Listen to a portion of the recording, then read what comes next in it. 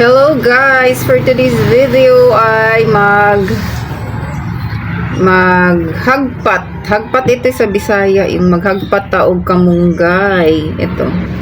Ito ang ano ko ngayon, lulutuin ko malunggay kasi ang malunggay, healthy talaga ang malunggay. Kaya ito ang iano natin, ito ang ilulutuin ko. Lalagyan ko lang siya ng isda, tapos parang kung sa ano laswa sa ano sa Ilonggo, lauoy sa Bisaya, tapos sa Tagalog ano, hindi ko alam. Basta ganun. Yun sa yung may sabaw siya. Yung isda, pinirito ko na muna siya, tapos ano lang ang nilagay ko, kalabasa at saka ito, kasi ito lang kasi yung available. Hindi pa ako nakapunta ng palengke ulit. Kasi anong pumunta ako ng palengke nung Webes pa last week, kaya may natira pang kalabasa, kasi ang binili ko na kalabasa yung kalahating ano ng kalabasa. Kalahati lang, hindi isang buo. So itong ano, marami itong health benefits ang ano, malunggay. It serves as ano rin siya, natural antibiotic. Ayan, tapos marami siyang vitamin C. Kaya lang yung preparation niya, ano, siguro depende rin sa preparation mo. Pwede mo naman din itong i-blender kung kaya mo yung mapait siya. Yan. So ito ang ano ko ngayon, ang lulutuin ko. Ayan. Kasi maganda rin ito sa akin, kasi nga may ano ako, 'di ba? Meron kasi akong opera, tapos yung inoperahan sa akin, medyo hindi pa talaga siya ano totally heal. Sa labas okay na siya, pero sa loob maaring sariwa pa yung sugat, kaya kailangan natin kumain ng mga pagkain na ano, yung medyo ano siya, makakatulong sa mabilisang paggaling. Yan. Thank you nga pala sa mga subscribers ko, kasi umabot na ako ng 3,000 subscribers. 3,500 I think, parang ganun. Ayan. Ito, magpatagpat lang tayo ng ano, ng malunggay, tapos mamaya i-ano ko na siya para mukbangin mamaya. Pero hindi ko na ipapakita yung mukbang ko. Ako na lang siguro magkain. Saka yung sisi special ko, yan. Kaming dalawa lang naman ang kakain dito. So yan. Yan, upload lang ako ng mga kahit na mga video, yung mga ano ko dito. Ginagawa ko. At least itong mga ganito na itong malunggay, hindi na ako pupunta ng palengke para bumili pa ng malunggay. May tanim na kami doon sa bakuran. Pero ngayon yung mga malunggay ngayon, parang nanilawan na yung kulay ng kanilang mga dahon. Ayan. Antioxidant din itong malunggay. Yan. Kasi tayo, hindi natin maiwasan na makakain din tayo ng mga pagkain na may mga preservatives. Hindi naman kasi naiiwasan yun. Sabihin mo na mag-healthy ka na, pagpiliin mo yung mga kinakain mo, kung ang available mo na food, yun ang available mo na food, 'di ba? Alangan naman magpagutom ka, siyempre kakain ka. Ano yung mga food na meron tayo dyan. Pero kung tayo, bibili tayo ng mga natin. Kasi itong mga ganito na food, fresh na siya. Yan. Kung makapunta naman ako ng palengke, mga gulay din ang binibili ko. Minsan dahon-dahon din. Kung wala kami mga dahon-dahon dito na iba. At saka yung halimbawa, yung broccoli, napakaano din talaga healthy rin talaga yung broccoli. Yan. Kaya lang, medyo may kamahalan lang siya. Dito sa amin, ang broccoli, ang kilo niya is 150. Tapos, konti lang yung mabibili mo kasi mabigat siya. Yung tangkay niya mabigat, yung broccoli. Kaya konti lang ang 1 kilo. So, yan. Kasi, tapos, mahilig din ako sa kalabasa kasi nga yung kalabasa pampalinaw ng mata, diba? Kasi yung mata ko rin, medyo lumalabo siya sa kaka-cellphone yan. Kasi yun ang ano ko. Kaya, ang ginagawa ko talaga dito, yan. Hindi ako nag-ano, yung sabihin mo na meron akong plan for the day, or ano, kung ano na lang yung ano, yung maisipan ko na gagawin ko. Minsan, nag-schedule ako na meron ako gagawin, ganun. For tomorrow, ano yung mga gagawin ko, yan, ganyan. Yung mayroon kang, kumbaga, nagta-time management ka. Pero ngayon, hindi na ako nagagano na yung time management ka.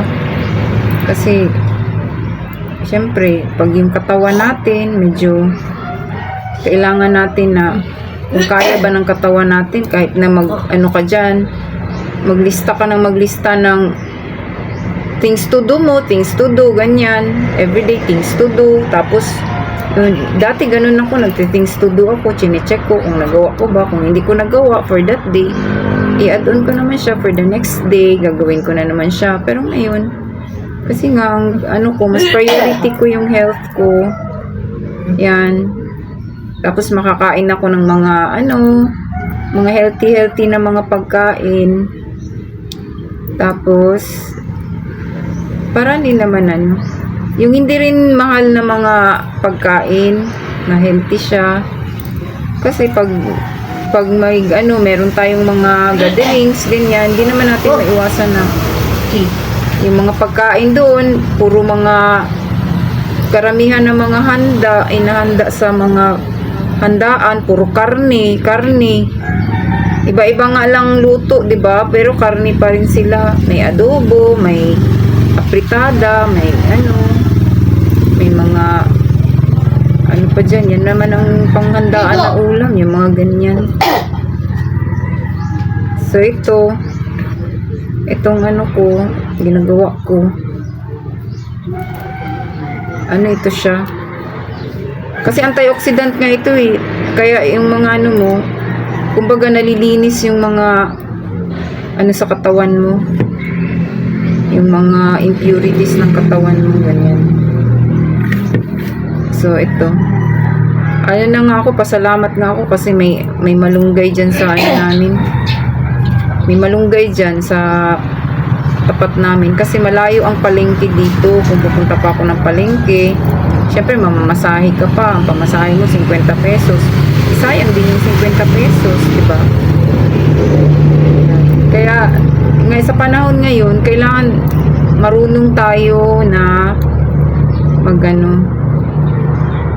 mag-isip-isip, marunong tayo maggawa ng paraan, ganun. Kasi, napakamahal ng mga bilihin ngayon. So, ito siya, at least, itong ganito, hindi siya, harmful talaga sa katawan mo. Kung malilinis yung mga mo sa katawan, yan, mga impurities mo, matatanggal, yung mga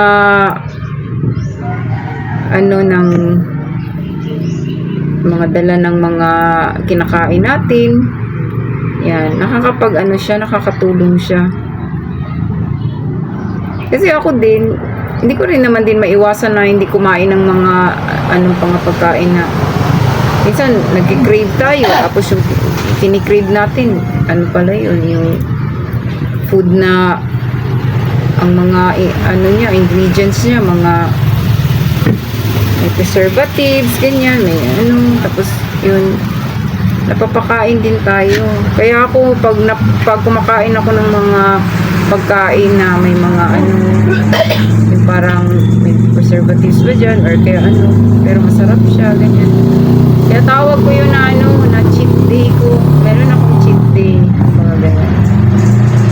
So, yun ang ko. Tingnan mo, sa ano ko din, sa pag, ano ako, masyado akong ano sa kinakain ko, yan, nagbabantay ako ng kung ano kinakain ko. Pero nagkasakit pa rin ako, di ba? Kaya hindi rin natin maiwasan yun. Yung sa diet na ginagawa ko. Sabi ko, low carb, no rice, ganyan. Pero nagkasakit ako. Naoperahan pa ako kasi bumaba yung immune system ko. Nung bumaba na siya, diyan na yung bacteria, ma-invade na yung katawan natin ng mga bacteria. Kasi wala nang magpo-protect yung bacteria na yung mananaig sa natin, sa katawan. Papasukan na tayo niya ng mga bacteria. Yun. Awa naman ng Diyos. Nalampasan ko rin naman yung mga yun. Kaya nakipasalamat ko kay God kasi hindi niya ako pinabayaan. Tinutulungan niya ako. Yan, binibigyan niya ako ng na makapag-isip din. Anong gagawin ko. Mabuti nga din, may may ganito tayo yung ganito na online yung internet. Kasi, bago ka pumunta ng doktor, nakapag-research ka na, di ba? Alam mo na kung ano yung mga maaring sakit mo. Research ka ahead of time. Ayan. So, yun na. Thank you talaga sa mga dyan, yung mga nag-subscribe sa akin. Gusto ko man na puntahan kayo lahat na sinubscribe ko, nag-subscribe din sa akin, kadikitan ko. Hindi ko siya talaga magawa na mapuntahan talaga lahat. Ayan. Pero kung kaya ko na matambayan ko sila sa mga live nila, nagtatambay ako. Kasi doon ko na lang itambay sa laptop ko. Ayan. Kahit ilang oras sila dyan, nag-live sila, ko lang itambay. Ayun, kasi madami din akong dito ginagawa. Ako lang din isa ang kumikilos. May special ako na inaasikaso ko, papaliguan ko pa siya. Buti sana kung marunong siya maglinis ng sarili niya, kaso hindi siya marunong maglinis, kaya ako pa yung gagawa para sa kanya. Ayan. Kaya nung talagang nagkasakit ako na naoperahan ako, hindi pa ako nakakilos ng maigi. Kaya natambak yung mga gawain ko. So, ako na nung malakas-lakas na ako, medyo naka-recover ako ngayon, ang dami kong lilinisin. So, yan ang nangyari. Ayun. At saka napapasalamat ako sa mga tao na dito din sa YT, mga kaibigan dito na sumuporta din sa akin, na kahit paano nag-extend din sila ng kanilang tulong sa akin nung nagkasakit ako. Yan, especially sa sa team ko na talagang supportive sila sa akin, sa channel ko. Nandiyan sila parati. Yan, tapos nag-contribute pa sila na para maka-share din sa akin, mabigyan ako kahit papano sa aking nung nagkasakit ako. Yan.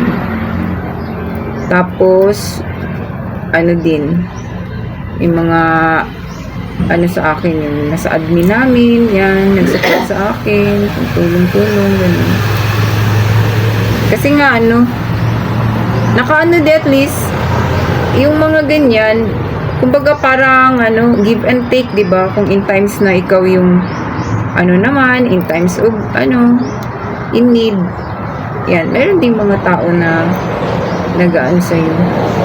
Hindi lang yung yung one way lang yung natin bawa ako, nag-aano rin ako. Kung kaya kong mag-support sa iba, ganyan, nagbibigay rin ako. Tapos yung mga iba rin na na nagsusupport din sa akin sa channel ko, yan. Ganyan, napapaharang sila. Ganon din ako sa doon sa mga ibang channel. Nagpapaharang ako sa kanila, pinapaano ko. Yan. Tapos panood ng video. Yan ang ginagawa ko. Hindi talaga ako nag-i-skip ng mga ads. Yan, kasi malaking tulong na rin yan, yung ganyan. Sa channel natin, yung hindi tayo mag-i-skip ng ads. Medyo ano na yata, mahaba na yata yung ano natin, yung ating ano dyan, ating maritesan. So yun guys, maraming salamat po talaga sa inyong lahat. Yan, if not for your watching sa mga videos ko, kahit na yung mga walang kwentang video, ganyan, yung piniplay ninyo, napapaharang kayo, malaking ano na rin yun sa akin. Malaking bagay na, diba? Kasi napapansin ko din na ano, umuusad yung ano ko. Yung dun sa revenue part ko, nag-ano siya, umuusad din siya, nadadagdagan. Kaya, kahit nasabihin mo na ano lang yun siya, centavos, yun. Yung pinapanood, hindi ini-skip ang ads. Yan. Maraming salamat po talaga. Yan, marami na naman akong mga bagong naging kaibigan dito sa ano, dito sa YT.